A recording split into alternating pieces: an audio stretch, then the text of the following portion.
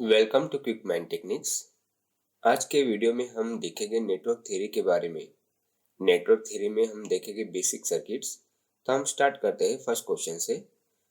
First question में हमें इसमें दिया है a non sinusoidal periodic waveform is free from DC component, quotient component and even harmonics the waveform has. मतलब ऐसी जो कौन सी वेवफॉर्म है नॉन साइनोसाइडल जिसमें डीसी कंपोनेंट भी नहीं है, कोसेंट कंपोनेंट भी नहीं है और इवन हार्मोनिक्स भी नहीं है। तो इसके लिए हम एक वेवफॉर्म देखेंगे। जैसे मेरे पास एक वेवफॉर्म है, ये फर्स्ट हार्मोनिक की ये फंडामेंटल वेवफॉर्म है, ये सेकेंड हार्मोनिक है, ये थर्ड हार्मोनिक है और ये फोर्थ हार्मोनिक है। पर हमें ये पूछा है कि इसमें डीसी कंपोनेंट भी नहीं है। जैसे हमें मालूम है कि हम डीसी कंपोनेंट के लिए ऐसे ड्रॉ करते हैं, डायरेक्ट ये होता है डीसी कंपोनेंट, इसमें ये प्रेजेंट नहीं है। ठीक है, कोसाइन कंपोनेंट है जो इसमें कोसाइन कंपोनेंट प्रेजेंट है। और इवन हार्मोनिक्स कौन से होते हैं जो ये पे सेम है, ये इवन हार्मोनिक्स है।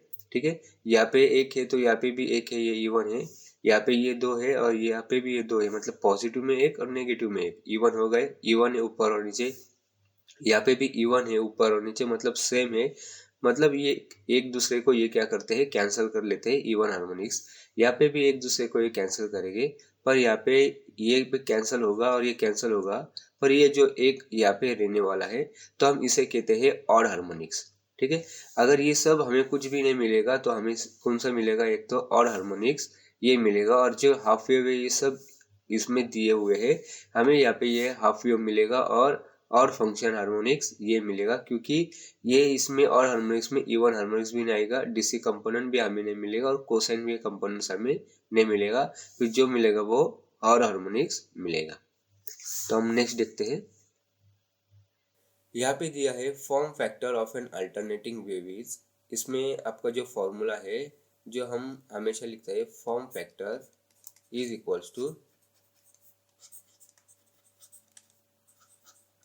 इक्वल्स टू हमें यहाँ पे मिलेगा RMS value upon average value.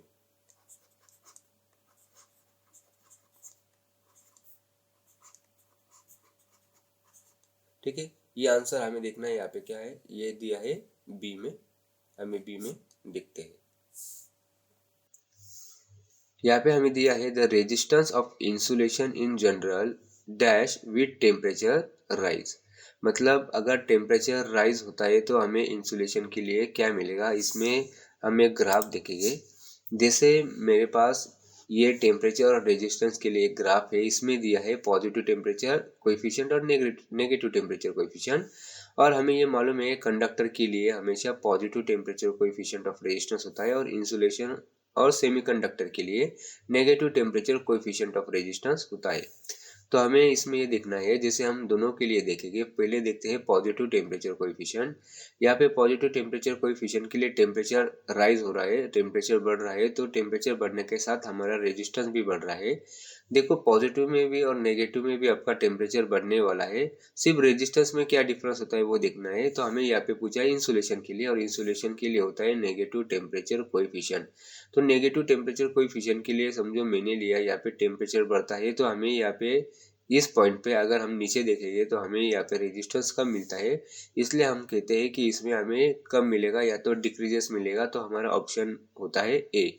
जैसे हम आगे और थोड़ा देखेंगे, इसमें अगर टेम्परेचर कम होता है तो रेजिस्टेंस बढ़ते रहता है।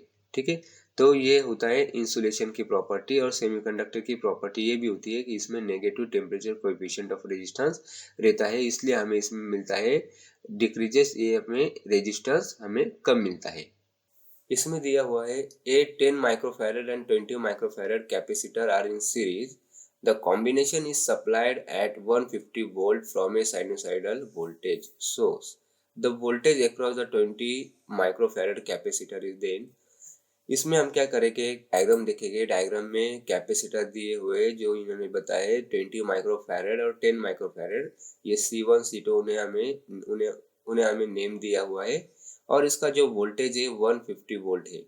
ठीक है, तो इसमें हमें क्या करना पड़ेगा, उन्होंने हमें बताया कि वोल्टेज निकालना है हमें 20 माइक्रोफैराड अक्रॉस में, और ये है सीरीज कनेक्टेड में। तो अगर ये सीरीज कनेक्ट है तो हम क्या करेंगे, इसे वोल्टेज डिवीजन रूल यहाँ पे यूज करेंगे। तो हमें वोल्टेज डिवीजन रूल क्या मिलता है, जिसे हम क्या करते हैं, वोल्टेज डिवीजन रूल के लिए मैं यहाँ पे लिखता हूँ वोल्टेज अक्रॉस 20 माइक्रोफैराड है, यहाँ पे हमें बताया वोल्टेज, तो मैं यहाँ पे लिखता हूँ V 20 माइक्रोफैराड के अक्रॉस, यहाँ पे लिखता हूँ मैं V20 लिखा तो भी चलेगा, इक्वल्स टू, अभी आपको क्या लेना है, टोटल वोल्टेज, यही टोटल वोल्टेज यहाँ पे है, और हमें बताया है 20 माइक्रोफैराड के अक्रॉस निकालना है। तो हम क्या करेंगे, यहाँ पे ये पहले हम यहाँ पे C2 लेते हैं, मतलब यहाँ पे मैं पहले C2 लूंगा, ओके, और इसके एडिशन करूंगा, मतलब एडिशन में क्या आएगा, C1 प्लस C2, ओके। अभी वोल्टेज कितना दिया है हमें, 150 वोल्ट, और C2 यहाँ पे कितना दिया है, जो हमें C2 दिया है यहाँ पे 10 है, और दोनों का एडिशन है 20 प्लस 10, तो हमें यहाँ पे क्या मिलेगा, 150 इंटू 10 अपॉन 30, ये जीरो और ये जीरो कैंसल, 3 1 जा 3, 3 5 जा 15 और जीरो, तो यहाँ पे मैं लिखता हूँ V20 is equals to 50 volt, ये हमारा फाइनल आंसर हमें मिलेगा। ये ऑप्शन में दिया हुआ है, डी ऑप्शन में। हम नेक्स्ट देखते हैं, इसमें हमें बताया है the condition at which the following potential divider is independent of frequency में बी।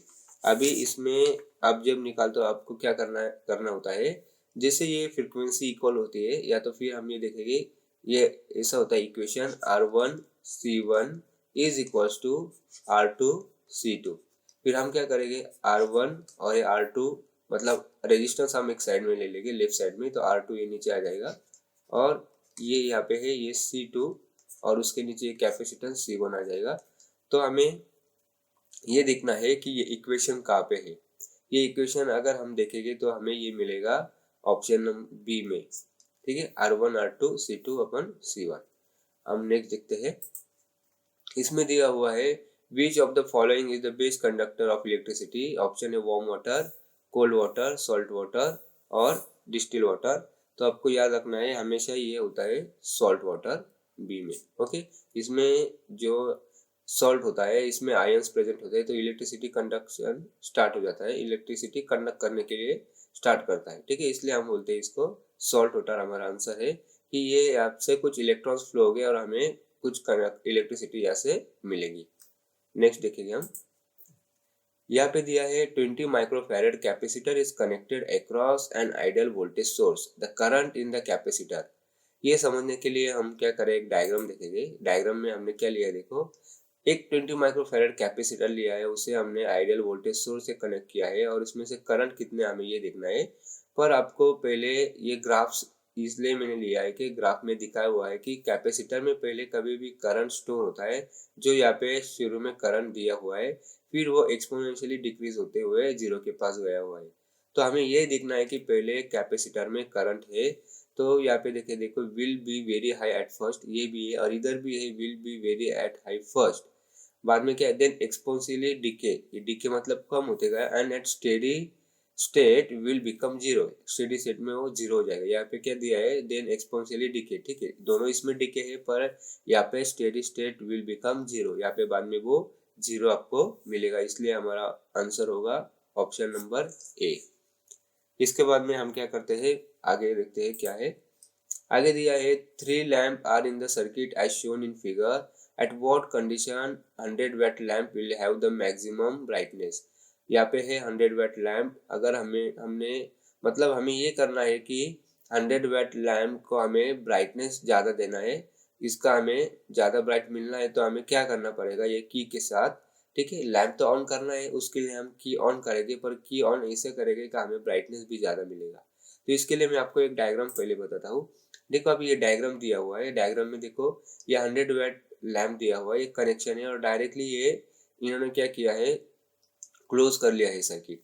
पर हम ये देखेंगे, देखो अभी मैं इससे आपको बताता हूँ, जैसे यहाँ से सपोज करंट फ्लो हो रहा है, और अगर आप ये की क्लोज करोगे, सपोज मैं दिखाता हूँ आपको समझने के लिए, अगर मैंने ये की क्लोज कर ली, तो क्या होगा, ये की क्लोज करने के बाद यहाँ से ये पैरेलल सर्किट होता है और पैरेलल सर्किट में करंट डिवाइड होगा, तो करंट यहाँ पे भी कुछ फ्लो होगा और यहाँ पे भी कुछ फ्लो होगा, ठीक है। तो फिर ये क्या होगा, करंट फ्लो होने के लिए ये डिवाइड हो जाएगा, मतलब करंट यहाँ से डिवाइड होगा। और अगर आपको करंट कम मिलेगा तो आपको पावर भी कम मिलेगी, और पावर कम मिलेगी तो आपको ब्राइटनेस भी कम मिलेगा। इसके लिए मैं आपको पहले एक फॉर्मूला बताता हूँ। ये हम पावर है P is equal to I square R, ठीक है। मतलब पावर कब बढ़ेगी, जब करंट ज़्यादा है, ठीक है। तो फिर इसमें हमें पावर बढ़ने के लिए करंट तो ज़्यादा करना पड़ेगा, और यहाँ भी अगर करंट यहाँ पे डिवाइड होगा तो पावर यहाँ पे मिलेगी नहीं, ठीक है। तो ये हमें क्या करना है, ओपन रखना है। तो मैं यहाँ पे ओपन के लिए क्रॉस लिखता हूँ। इसके बाद में ये फिर से आगे आएगा, यहाँ पे भी ये पैरेलल है। अगर हम ये क्लोज करेंगे तो यहाँ से भी करंट फ्लो होगा, और यहाँ पे करंट फ्लो होगा तो फिर से कुछ डिवाइड हो जाएगा, इसलिए हम यहाँ पे भी ओपन रखेंगे। और ये तो क्लोज करना पड़ेगा, क्योंकि अगर ये क्लोज नहीं किया तो लैंप ही ऑन नहीं होने वाला। तो ये इसे सर्किट ही ऐसा दिया हुआ है, ये लैंप दिखाया हुआ है यहाँ पे, ये 100 वाट लैंप यहाँ पे दिखाया हुआ है, और ये कंप्लीट किया है ये इसने सर्किट। तो हमें क्या करना है, फिर K1 में यहाँ पे लिखता हूँ, ये K1 हमें रखना है ओपन। उसके बाद में K2 के लिए हमें K2 क्या लेंगे हम यहाँ पे क्लोज, और K3 क्या लेंगे यहाँ पे हम, ये लिया मैंने K3, और ये है K3 ओपन, ठीक है। तो हमें ऐसा चाहिए K2 K3 K1 K2 और K3 ओपन क्लोज और ओपन। यहाँ पे हम देखते हैं कहाँ पे ओपन है, क्लोज है और ओपन है। फिर हमें ये ऑप्शन नंबर दिया है डी में, तो हम हमारा आंसर डी है। नेक्स्ट क्वेश्चन देखेंगे हम। तो ये है which one of the following is the correct expression for heat generated in a conductor. इसे हम कहते हैं जो हीट जनरेट करता है कंडक्टर में, इसे कहते हैं हम जूल्स लॉ। और जूल्स लॉ को हम कहते हैं आई स्क्वेयर आर टी। तो ये हमारा आंसर ही होने वाला है जो दिया हुआ है डी में। नेक्स्ट क्वेश्चन हम देखेंगे। यहाँ पे which one of the following statement is true. यहाँ पे देखना है कि ये स्टेटमेंट इससे ये कौन सा बराबर है। इसमें दिया है the equivalent resistance in series combination is larger than the larger resistance in the combination. बाद में अभी देखो यहाँ पे सेकेंड वन फिर से देखते हैं, equivalent resistance in series combination is smaller than the larger resistance in the combination. अभी मैं क्या करता हूँ, देखो मैंने यहाँ पे जैसे मैंने एक सीरीज कॉम्बिनेशन निकाला है, यहाँ पे मैंने निकाला है सीरीज कॉम्बिनेशन, ठीक है। यहाँ पे है दो सीरीज कॉम्बिनेशन, मतलब दो रेजिस्टेंस मैंने लिए हैं।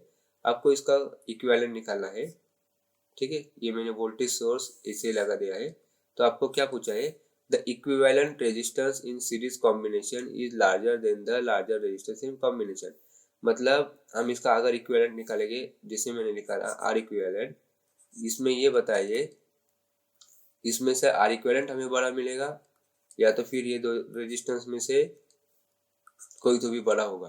तो देखो कभी भी हम इन दोनों का आर इक्विवेलेंट निकालता है, ये सीरीज में है, तो कभी भी आर इक्विवेलेंट हमारा ज्यादा बड़ा होता है, ठीक है। ये दोनों भी क्या होने वाले हैं, कम ही होने वाले हैं। जैसे मैं एग्जांपल से भी आपको बताऊंगा। जैसे फॉर एग्जांपल मैंने इसका लिया है ये 5 और ये 6, और हमको रेजिस्टेंस ऐड करना पड़ता है, 5 + 6 हमें मिलेगा 11। तो ये 11 आर इक्विवेलेंट कभी भी बड़ा ही होने वाला है, ठीक है। ऐसा नहीं होगा कि आर इक्विवेलेंट इन दोनों में से छोटा है। तो हमें the equivalent resistance in series combination larger, एक ऑप्शन है लार्जर के लिए, ठीक है।